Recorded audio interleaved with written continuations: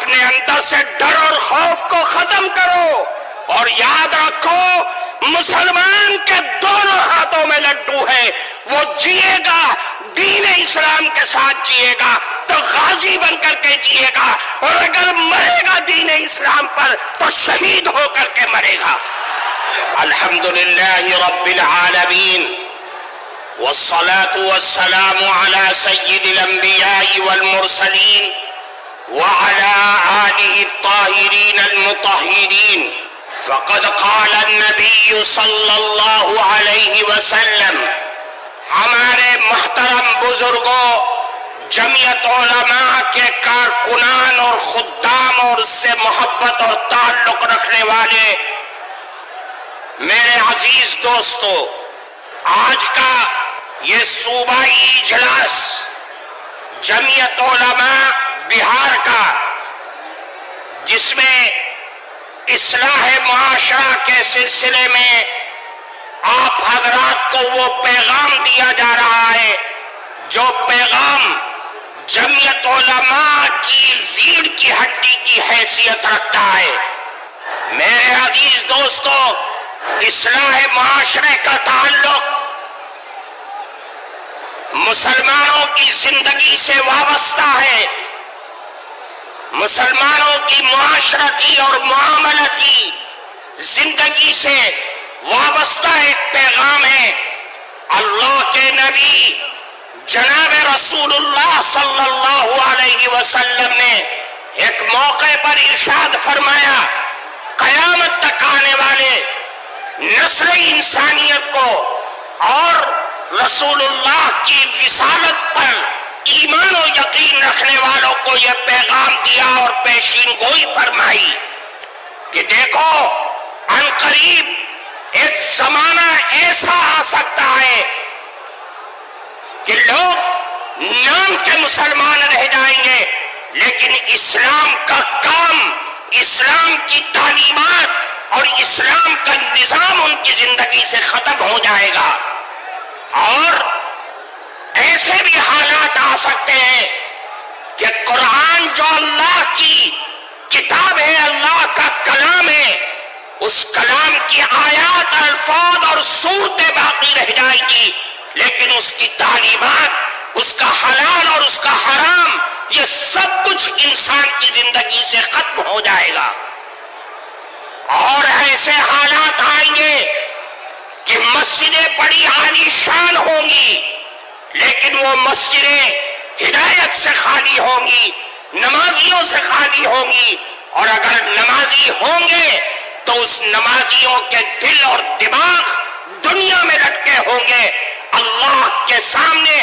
خشوع اور خضوع کے ساتھ عبادت کرنے والے لوگ دنیا سے ختم ہو جائیں گے۔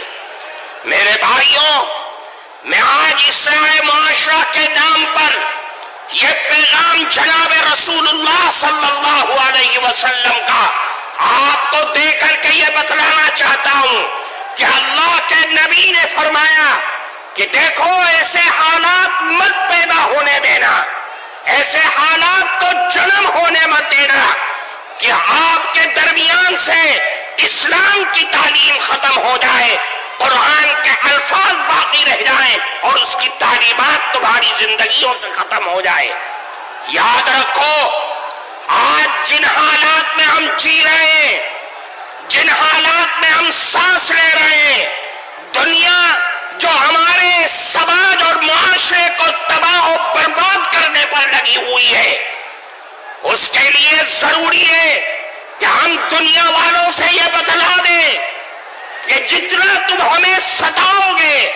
جتنا تم ہمیں آزماؤ گے، ہماری قوت ارادی کو اور حوصلوں کو ختم کرنے کی کوشش کرو گے، ہم رسول اللہ کی تعلیمات، رسول اللہ کے دین سے اپنی زندگی کو وطر ہی وابستہ کر کے تم کو دکھلا دیں گے۔ اور دنیا والوں کو یہ بتلا دو کہ رسول اللہ کی شان میں تم گستاخی کرو یا قرآن کے آیات کی تم بے حرمتی کرو، ہم خباب اور خبیب کے وارث ہیں، ہم بلال کے وارث ہیں، ہم جان تو دے سکتے ہیں لیکن رسول اللہ کا دامن نہیں چھوڑ سکتے. اپنی اولادوں کو بتلا دو کہ ہم سمیہ کے ظلم و ستم کو جانتے ہیں. اس نے اپنی جان دے دی کفار مکہ کی برسوں کی نوک پر. ہم سب کچھ جانتے ہیں. ہم اس سمیہ کے وارث ہیں جو جان تو دے دیں گے لیکن رسول اللہ کی تعلیم کو اپنی زندگی سے ختم نہیں ہونے دیں گے. اور تم کیچڑ اچھالو, اللہ کی کتاب پر کیچڑ اچھالو, رسول اللہ کی ذات پر کیچڑ اچھالو. یاد رکھو میرے آقا چاند اور سورج ہے. تم تھوکو گے چاند پر تو تمہارا ہی منہ کالا ہوگا. میرے عزیز دوستو, میں آپ کو اس اسٹیج پہ یہ پیغام دینا چاہتا ہوں کہ آپ یہاں سے اٹھ کر کے جائیں, اپنی اولاد کی صحیح تربیت کریں اور ان کو وہ پیغام سنا دیں جو حضرت ابراہیم نے, حضرت یعقوب نے پیغام دیا تھا کہ اے لوگوں, وَوَصَّىٰ بِهَا إِبْرَاهِيمُ بَنِيهِ وَيَعْقُوبُ يَا بَنِيَّ إِنَّ اللَّهَ اصْطَفَىٰ لَكُمُ الدِّينَ فَلَا تَمُوتُنَّ إِلَّا وَأَنتُم مُّسْلِمُونَ. اے لوگوں, تمہارے لیے اللہ نے دین کو چن لیا ہے, دین اسلام کو چن لیا ہے. تم مر تو جانا لیکن دین اسلام کا دامن نہ چھوڑ دینا. اور میں آپ کو اس اسٹیج سے خیر سگالی کے طور پر یہ پیغام دینا چاہتا ہوں, اپنے اندر سے ڈر اور خوف کو ختم کرو اور یاد رکھو مسلمان کے دونوں ہاتھوں میں لڈو ہے. وہ جیے گا دین اسلام کے ساتھ جیے گا تو غازی بن کر کے جیے گا, اور اگر مرے گا دین اسلام پر تو شہید ہو کر کے مرے گا. یہ جمعیت علماء کا پیغام ہے. اس لیے میرے بھائیوں, آپ یہاں سے جائیں,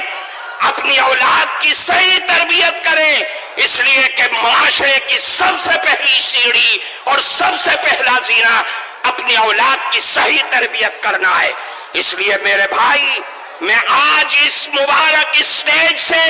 اس مبارک خداموں کے سامنے ہم آپ کو یہی پیغام دینا چاہتے ہیں کہ کسی کی حرکتوں سے اپنے دل میں ملال مت پیدا کریے, بلکہ آپ یہ کہیے کہ ہم رسول اللہ کے غلام ہیں اور ان کی غلامی پر مرنا ہماری زندگی کا آخری لمحہ ہے اور آخری خواہش ہے.